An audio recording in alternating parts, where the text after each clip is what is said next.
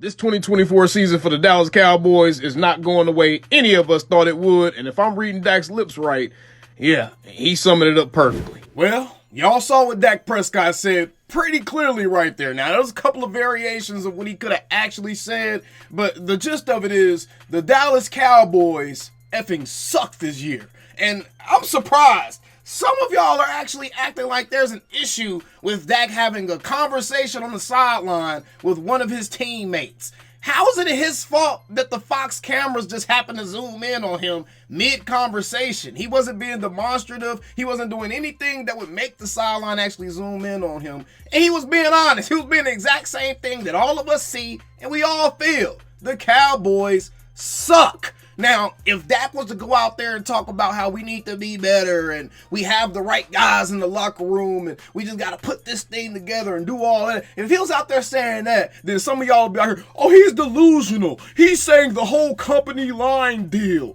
Oh, he's such a company guy. But then he come out and be honest, which some of y'all seem to like y'all players to do. He come out and be honest and he's talking to his teammate on the sideline. And some people are like, oh, even Dak has given up on the team. Oh, woe is me, clench my pearls. Oh, I can't believe Dak Prescott would say such a thing on the... They suck! What are y'all talking about, bro? I cannot believe that people are, trying to make it out to be a thing to where, oh, Dak shouldn't have said this. He shouldn't have done... Bro, the Cowboys suck. And Dak Prescott acknowledging that and saying, man, we effing suck. That should give all indication in the world to Jerry Jones, bro. He can't deny it now. If his own players, his star player, the highest paid guy in the league, his own players telling him, hey, man, we suck, then that means the owner has to do something. Ball in his court. He's telling you we do not have the help. Everybody else in the league can do this. Huh? Aaron Rodgers can run an entire franchise and be the GM while also being the quarterback. Patrick Mahomes can lambast his receivers on the sideline, which essentially he already telling them, you suck, in a way more demonstrative way. I know y'all remember last season, Patty Mack was going in on his wide receivers. Y'all want Dak to demonstrate qualities of a winner.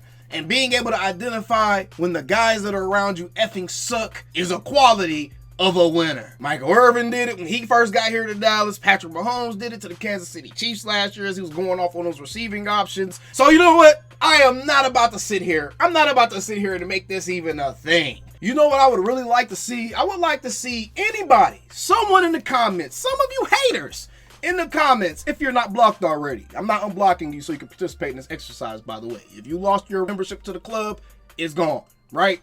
But I need someone in the comments to tell me this mythical situation, because maybe I was just asleep the whole year. Someone needs to remind me of this mythical season, this mythical situation where an individual quarterback was able to carry a bad offensive line, bad receiving weapons, bad coaching, and a bad defense, an average run game, and an average tight end. I want to know the mythical season that some of you, for some reason, keep ambiguously referencing. What season are y'all referencing where a quarterback carried one of those teams even to the playoffs? A team that has all those things going wrong with it. Show me a singular time where a quarterback carried that to the playoffs. I'm willing to bet any and every example y'all give, I'm going to shoot holes in it because I guarantee that quarterback had more help than what you're trying to make it out to be. Right now, the Cowboys' entire offense consists of Dak Prescott to CeeDee Lamb.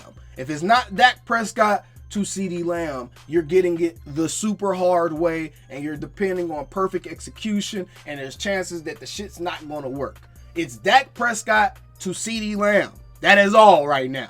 Tell me any other situation in NFL history where a quarterback was able to carry a team with no defense, no coaching, no offensive line, average run game, average tight ends, no weapons. Tell me a situation where a quarterback carried that to the playoffs. I want to ask a more interesting question because this is a question that needs to be submitted for medical studies. How in the world did all of you low IQ, fat back, slap neck having ass morons all wake up from your stupidity coma at the same exact time, which happens to be conveniently right as the game ended for the Cowboys, to where people actually looked at that game. People actually looked at that game and was like, let's get Cooper Trooper in the game, y'all. It's Cooper Rush time.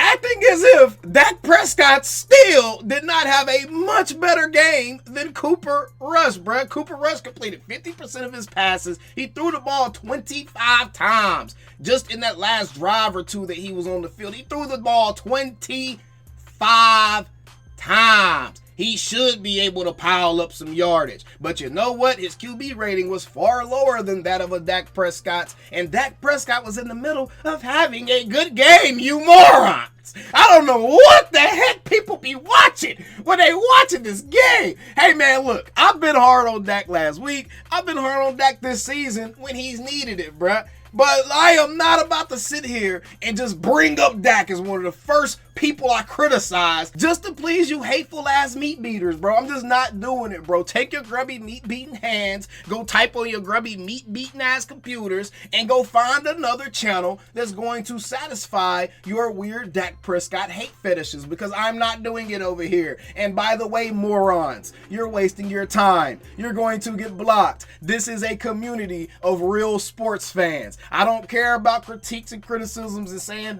things that are negative, but certain things are just automatically going to disqualify you from being in the club and being able to even talk on my platform, because we don't want to see it. Gonzalez's, Rodriguez, Medina's, the Diaz's, all those names, for some reason, happen to be the type of names that I see leave the most hateful comments about Dak Prescott. No matter how well he plays, if the Cowboys lose, they're going to find a way to make it all his fault. They're not going to talk about the fact that your head coach play called you out of at least a few points. They're not going to talk about the fact that anytime the offense did start get going, you had your offensive linemen drawing penalties and putting you in unfavorable down and distance situations. They're not going to talk about how your play caller took your offense off the field to do a fake punt pass at a very pivotal point in the game when it was still a one-score game. And if the Cowboys had actually converted that and then went down to score, that would have completely changed the look of the game, bro. That would have put the Cowboys back in the lead coming out of halftime, and then it would have been a real ball game still, right? Instead, Mike McCarthy has opted to take his offense off the field that wanted to go for the fourth down and then go for the fourth down with a fake punt pass. And the Atlanta Falcons then score an ensuing touchdown in that very next drive. And that is essentially what put you out of reach in this game, because this archaic Dallas Cowboys offense is not built to put up points quickly. Now, all of you morons that sat there and looked at what Cooper Rush did against the Atlanta Falcons defense that had all but taken their foot off the gas because CeeDee Lamb was hurt, Dak Prescott was hurt, and that game was over. When you have Cooper Rush come into the game with about 5 minutes left, down by 2 scores, the game is over. That is the true definition of stat padding time right there, to the point to where even if the Cowboys score, all Atlanta had to do was get the ball back and kneel the ball down.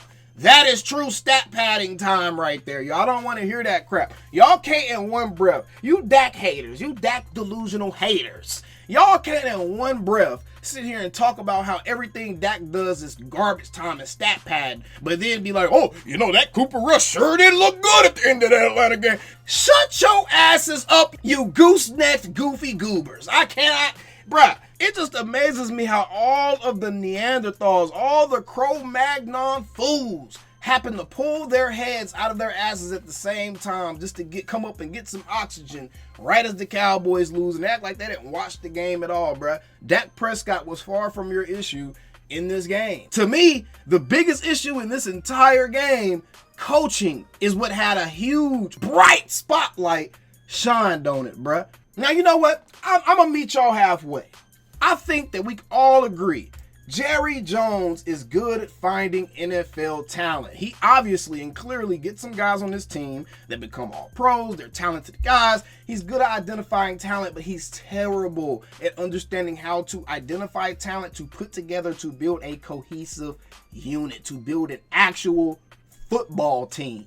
Jerry just goes around and looks at all the fanciest tools, and he starts putting tools in the toolbox, and then he realized by the time he get out of Home Depot, hey man, this toolbox has tools in it that I would have no clue what the hell I'm building if I was just to look inside this toolbox. None of these tools go together. Some of this stuff look like I'm supposed to be working on a car engine. Some of this stuff look like I'm supposed to be putting up drywall. What project are you working on, Jerry Jones? That is the problem with the Dallas Cowboys. You got some guys that want to be celebrities. Trevon Diggs, while you out there getting burnt up, looking like you don't know what's going on the field. By the way, film study is probably something that would help you not look so damn confused on that pick play that Darnell Mooney scored on you, Trevon Diggs, where he was looking around like someone was supposed to help you. And that was your man, Trevon. That was your man. Again, more film study, less podcasting. But I'm sure we're going to see him on Micah's podcast today, talking again about what the Cowboys didn't do and how they have to be better. And you know what? At this point, I'm just going to laugh. I'm just going to laugh. Jerry's out here teasing trades and all this other stuff.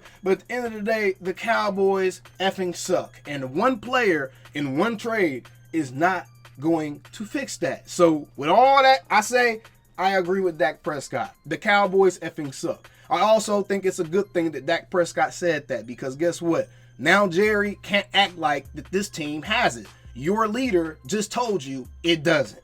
It's a good thing, y'all. And to all the people let's go to Cooper Rush, let's go to Trey Lance. Hey, man, you're just going to get blocked. What are we doing here? We stink. Them same old Cowboys, you dumbass. Calling me, texting me, paging me, asking me, am I still them boys? Y'all usually check on me. Listen.